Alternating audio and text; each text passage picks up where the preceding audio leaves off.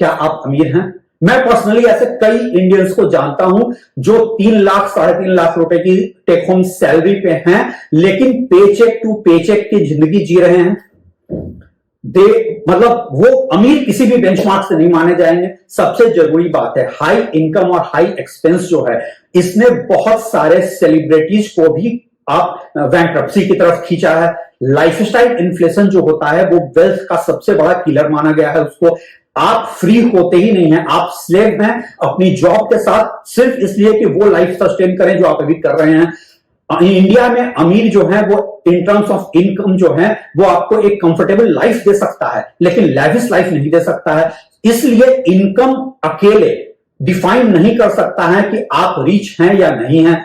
ये इसलिए भी जरूरी है कि सेम ईयरली सैलरी में कोई से 10-12 लाख रुपए की सैलरी में अगर सिंगल है, उसके एक्सपेंसेस अलग हैं, कोई पूरी फैमिली के साथ है, पेरेंट्स हैं, तो उसका एक्सपेंस अलग होता है। सो इनकम जो है एक इंडिकेटर हो सकता है, ये आपको कभी भी कंक्लूसिवली प्रूव नहीं कर सकता कि आप अमीर हैं या नहीं हैं।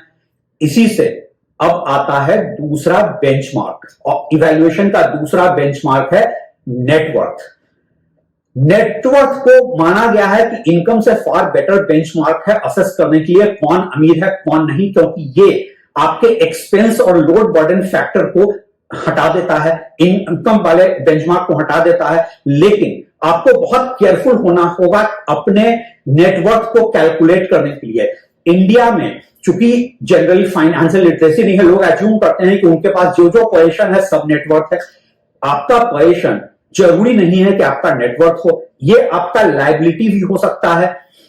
एग्जाम्पल के लिए, अगर आपके पास 1 करोड़ का एक घर है, लेकिन उसके अगेंस्ट आपने 80 लाख रुपए का लोन लिया है जिसका आप ईएमआई दे रहे हैं, और आपका एक रनिंग अगले 20 साल तक में आपको तकरीबन 1.5 करोड़ रुपए बैंक को देने हैं, तो वो आपका असेट नहीं है, लायबिलिटी है।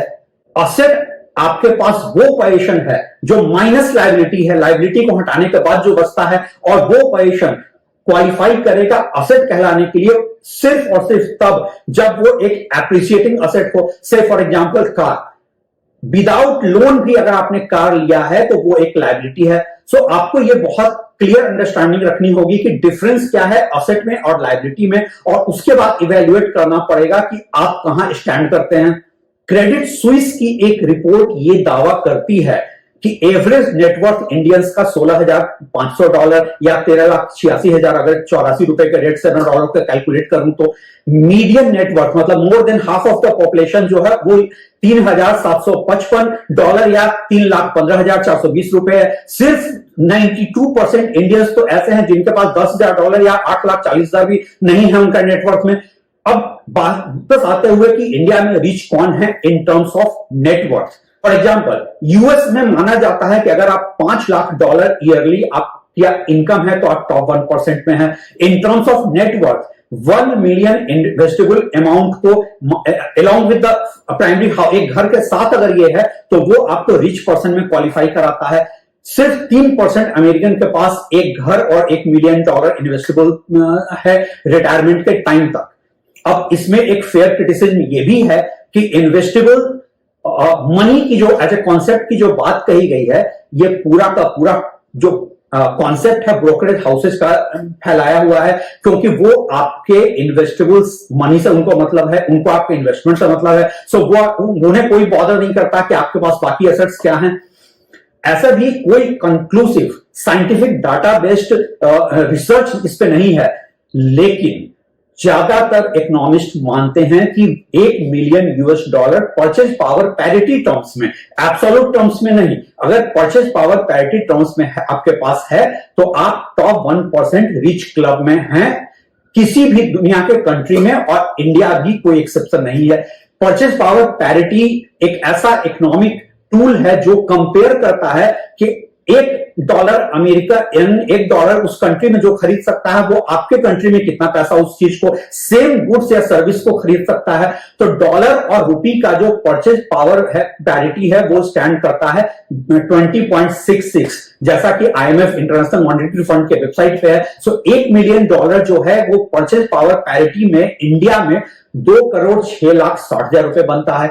एक दूसरी रिपोर्ट है ग्लोबल नाइट फैन की जो इस बेंचमार्क को और नीचे कर देती है और कहती है कि इंडिया में टॉप 1% वेल्थ हायरार्की में अगर आपके पास $1,75,000 या तकरीबन 1,47,00,000 रुपए हैं तो आप टॉप 1% में हैं।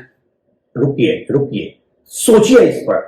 क्या आप इस पैसे से, अगर नेटवर्क 1,47,00,000 है, तो क्या आप इस अमाउंट, अगर इसके साथ आपके पास एक घर भी है, क्या यह काफी है आपको अमीरी की जिंदगी देने के लिए? टॉप 1%, अगर किसी भी टॉप टियर सिटी में आप रहते हैं, एक्चुअली ये बहुत फनी है कि इंडिया में करोड़पति कहलाने वाला भी एक मिडिल क्लास होने के लिए स्ट्रगल कर रहा है और ज्यादातर केसेस में वो रिलेटिव पॉवर्टी में है। इसको ऐसे भी देखिए कैसे हमारी जो पैसे की परचेजिंग पावर लगातार कम होती जा रही है इन्फ्लेशन से। इसमें और भी फ्लॉज हैं इस थ्योरी में और नेटवर्क को भी मिसलीडिंग माना गया है।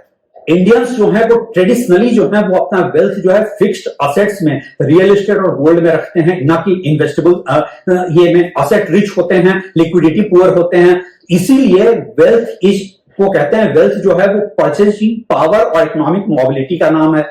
फॉर एग्जाम्पल, एक मेरे कॉर्पोरेट क्लाइंट्स हैं बेंगलोर में।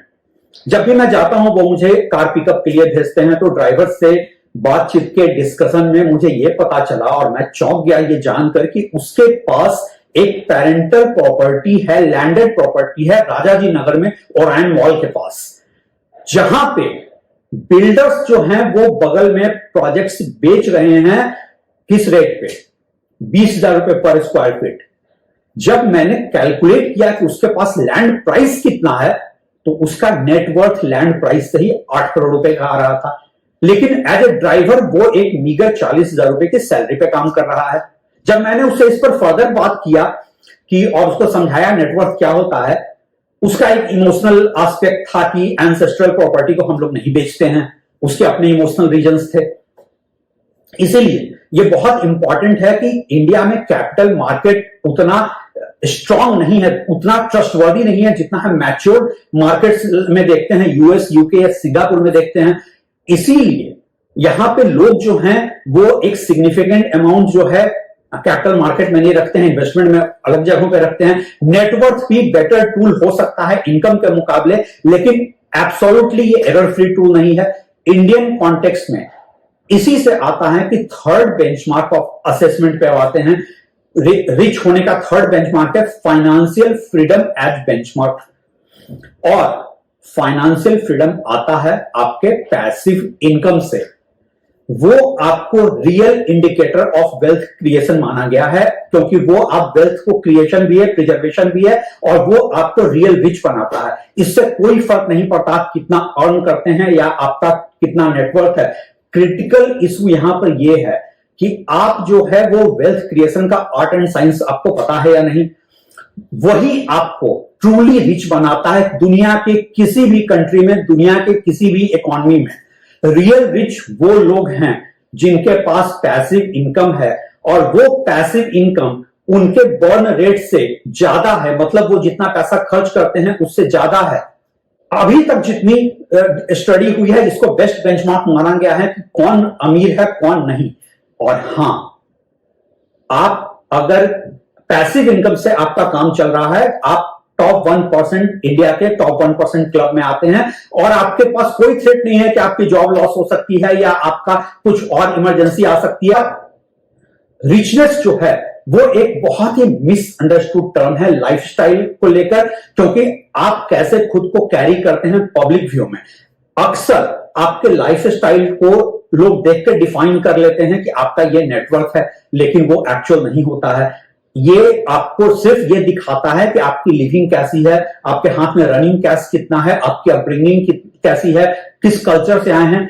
आपका रिच होना ये डिसाइड करता है कि आपका पैसिव इनकम क्या है। और एक डेट ट्रैप सोसाइटी में, जहां की लाइफस्टाइल इन्फ्लेशन जो है वो बहुतों का फाइनेंशियल फ्यूचर रूइन कर रहा है, आप किसी को देखकर अंदाजा नहीं लगा सकते हैं कि वो अगर एक्सपेंस या लैविश लाइफ जी रहा है तो वो रिच है। ज्यादातर लोग जो यूट्यूब पे आकर वेल्थ फ्लॉन्ट करते हैं, खुद को अमीर बताकर आपको कुछ बेचने की कोशिश करते हैं, एक्चुअली वो अमीर नहीं होते हैं। और हां, मैंने अपने पूरे इस कैलकुलेशन में अंबानी जो अदानी जो ऑफ द वर्ल्ड को नहीं लिया है, क्योंकि वो इंडिया के फाइनेंशियल वेलबींग के ट्रू रिप्रेजेंटेटिव्स नहीं हैं। मैं एवरेज इंडियंस की बात कर रहा हूं। मैंने कैलकुलेशन में उन लोगों को भी नहीं लिया है जिनके पास अमेरिकन डॉलर एब्सोल्यूट टर्म में 1 मिलियन है, क्योंकि वो 8 करोड़ 40 लाख बनता है। वो इंडिया में एचएनआई और अल्ट्रा एचएनआई में आ जाते हैं, हाई नेटवर्थ इंडिविजुअल में आ जाते हैं।